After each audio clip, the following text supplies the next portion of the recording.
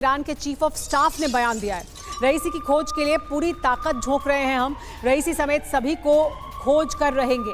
तो देखिए, chief of staff की तरफ से बयान दिया गया है कि हम पूरी ताकत लगा रहे हैं, पूरी ताकत झोंक दी गई है और हम पूरी ताकत लगाकर खोज कर ही रहेंगे इब्राहिम रईसी और उनके साथ मौजूद तमाम और लोगों को जो उस हेलीकॉप्टर में सवार थे। तो देखिए, ये जो जानकारियां निकलकर सामने आ रही हैं, ये ज़रूर चिंता को बढ़ा रही हैं। और अब देखिए, समय भी वो जिसकी हम लगातार आपसे बात कर रहे थे कि समय किस तरह से आगे बढ़ता जा रहा है। ईरान में अब शाम के 7:30 बज चुके हैं, यानी अंधेरा हो चुका है ईरान में, रोशनी अब नहीं है, विजिबिलिटी अगर अब बेहतर भी हुई है बारिश की वजह से तो भी और तमाम तरह की दिक्कतें होंगी इस इलाके में।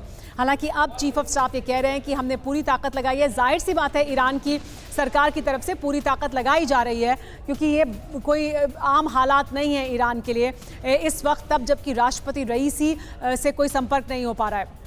एक और बड़ी खबर आपको बता दें, घटनास्थल गई टीम से संपर्क की कोशिश की जा रही है। आधे घंटे के अंदर रेस्क्यू टीम से संपर्क हो सकता है। ये बताया जा रहा है कि आधे घंटे में रेस्क्यू टीम पहुंच जाएगी साइट पर, ये बताया जा रहा है। खराब मौसम की वजह से संपर्क नहीं हो पा रहा है, यानी अब जो टीम आगे गई है उससे भी संपर्क नहीं हो पा रहा है। हालांकि बताया ये जा रहा है कि वो जो टीम रेस्क्यू टीम आगे बढ़ रही है वो लगभग आधे घंटे के अंदर जो क्रैश साइट है, जो जीरो है, ग्राउंड जीरो है, जहां पर क्रैश हुआ है, वहां तक पहुंच जाएगी। इसका मतलब ये कि देखिए, अलग अलग जानकारियां सामने आ रही हैं। इसका मतलब ये तस्वीर इस तरह की साफ होती दिखाई दे रही है कि अभी तक कोई भी टीम एक्चुअल क्रैश साइट तक नहीं पहुंची है। सुमित, देखिए, इससे यही मतलब निकाला जाए, क्योंकि अलग अलग जानकारियां आ रही हैं। अब ये कहा जा रहा है कि संपर्क ही नहीं हो पा रहा है रेस्क्यू टीम से। रेस्क्यू टीम को लेकर भी कहा जा रहा है कि वो आधे घंटे में पहुंचेगी एक्चुअल साइट तक। देखिए, बिल्कुल सुमेरा, सबसे इंपॉर्टेंट बात यह कि पिछले 4-5 घंटे से लगातार ईरान के लिए खबरें बुरी ही आ रही थी, लेकिन पहली ऐसी खबर है जो ईरान के ऑफिशियल्स की तरफ से पुष्टि की गई है कि आधे घंटे में जो सबसे पहली रेस्क्यू टीम थी जो लगातार उस इलाके में पहुंची थी, वो अब उस गांव से निकलकर उस साइट पर आधे घंटे में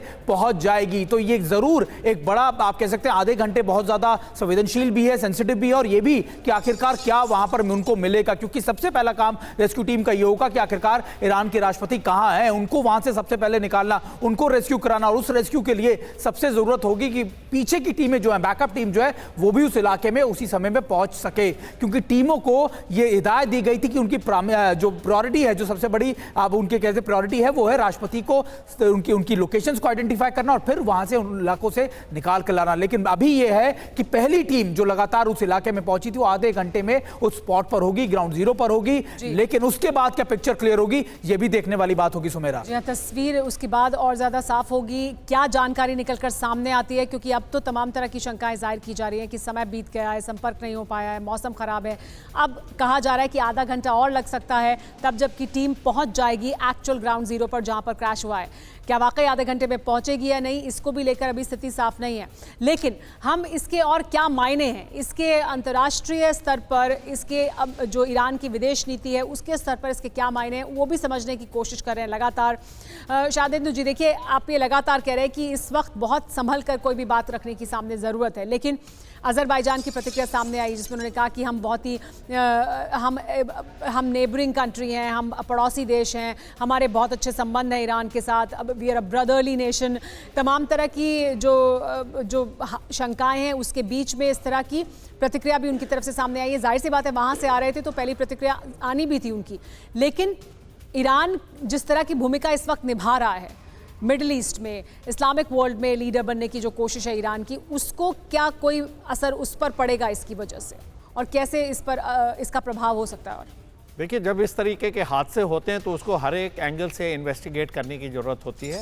एक हादसा, एक्सीडेंट है, वो अलग चीज़ है, लेकिन अगर ये डेलिब्रेट एक्शन किया गया, सबोटाज है, तो इसके बड़े दूरगामी परिणाम होंगे और इसका पूरा मिडिल ईस्ट में इफेक्ट होता हुआ दिख रहा है। और इसमें अगर ये सबोटाज है तो ये छोटे मोटे प्लेयर्स इसमें इन्वॉल्व नहीं है, फिर तो ये डिटेल्ड प्लानिंग है, फिर ये प्रेसिडेंट का अज़रबैजान जाना, उनका फ्लाइट पाथ, किस समय टेक ऑफ हो रहा है, किस समय वो वापस आ रहे हैं, क्या साइट होगी, क्या ऑल्टरनेटिव साइट होगी, कहां से किसको क्या टेक ऑन किया जाएगा, कैसे सिग्नल को ब्लैकआउट किया जाएगा, ये सारी प्लानिंग बड़े डिटेल में हुई होगी। कौन से स्लीपर सेल थे, कहां क्या ऑपरेशन हुआ, और पूरा नक्शा मिडिल ईस्ट का बदलता हुआ रहा। आपने एक हेड ऑफ स्टेट के अगेंस्ट इस तरीके की साजिश की है, लिहाजा सब कुछ अगर आप समझें तो मिडिल ईस्ट की पूरी रूपरेखा बदलती हुई नजर आएगी। क्योंकि हिजबुल्लाह का, जो आप बात कर रहे हैं कि अगर ऐसा हुआ है जो शंका जाहिर की जा रही है, कई लोग सवाल उठा रहे हैं कि अगर कोई सैबोटाज है, अगर कोई कोशिश है कि जानबूझकर ऐसा किया जाए और प्लानिंग के तहत ऐसा किया जाए,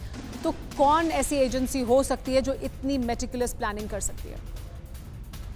देखिए, सबसे पहले शक की सुई तो वहाँ जाती जहाँ इस तरीके के ऑपरेशन चल रहे हैं। इजराइल और हमास का युद्ध खत्म नहीं हुआ और जिस तरीके से ईरान ने इस पूरे में अपनी भूमिका निभाई है, तो उसमें सबसे पहले शक की सुई तो मोसाद पे जाती है। किस तरीके से उन्होंने ऑर्गेनाइज किया, क्या उनका जो वैसे भी कहा जाता मोसाद का जो इंटेलिजेंस नेटवर्क है, उनके जो सेल हैं, उनका जो ऑपरेटिंग सिस्टम है, वो बड़ा फुल प्रूफ है, वो किसी भी घटना को अंजाम दे सकते हैं। वो ना करें वो अलग बात है, लेकिन कैपेबिलिटी उनके पास एग्जिस्ट करती है। और ईरान ने जिस तरीके से पूरे में मिडिल ईस्ट में एक भूमिका निभाई है, चाहे वो हूती की मदद है, चाहे हिजबुल्लाह की, चाहे हमास की, और जिस तरीके से वो एक लीडर के तौर पे उभर के आ रहा था, तो एक लीडरशिप का एलिमिनेशन एक बहुत बड़ा लड़ाई की विधा है। अगर आप लीडर को एलिमिनेट करते तो वो कंट्री अपने आप में ही बैक सीट हो जाता है। हालांकि उसकी पॉलिसीज को लोग आगे भी फॉलो कर सकते हैं, उनका सक्सेसर भी फॉलो कर सकता है, लेकिन एक सेटबैक तो जरूर क्रिएट किया जाता है। तो एक तरीके की लड़ाई की विधा, और ये अगर ये ऐसा सबोटाज हुआ है और इस तरीके के एजेंसी ने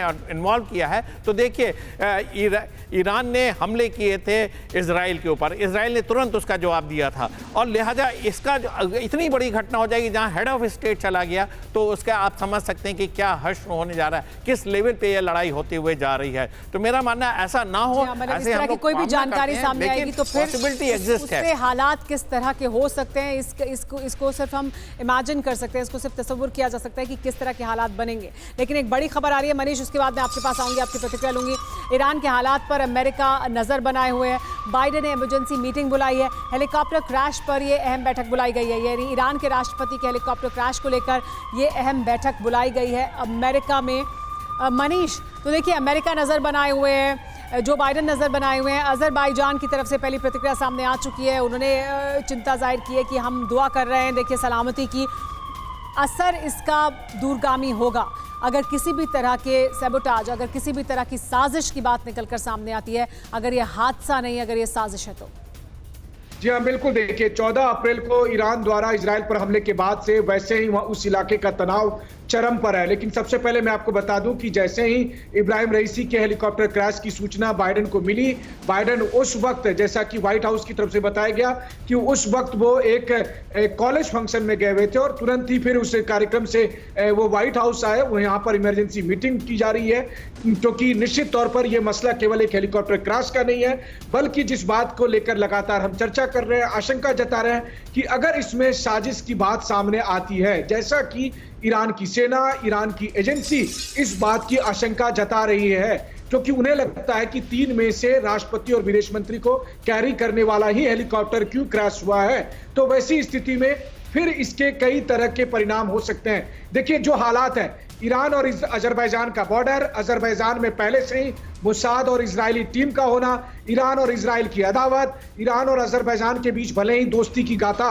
डैम के तौर पर बनाई जा रही हो, लेकिन इन सब के बाद हकीकत यह है कि आज की तारीख में ईरान हर तरफ से अपने लिए थ्रेट महसूस कर रहा है। और अगर वो थ्रेट महसूस कर रहा है तो ठीक उसी वक्त अगर ईरान के राष्ट्रपति और विदेश मंत्री के हेलीकॉप्टर क्रैश होने पर, क्योंकि अब तो इसमें कोई शंका नहीं रही है, ईरान के राष्ट्रपति और विदेश मंत्री को कैरी करने वाला ही हेलीकॉप्टर क्रैश हुआ है।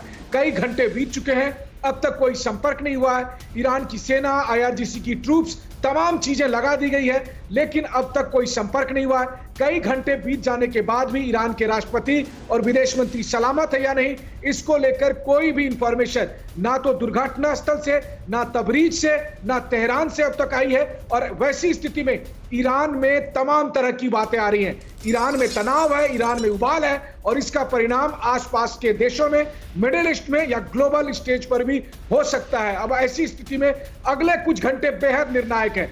बेहद निर्णायक इसलिए क्योंकि अगर हेलीकॉप्टर क्रैश के बाद भी राष्ट्रपति और विदेश मंत्री सुरक्षित रहते हैं तो आप समझिए कि कम से कम मामला नियंत्रण में रहेगा।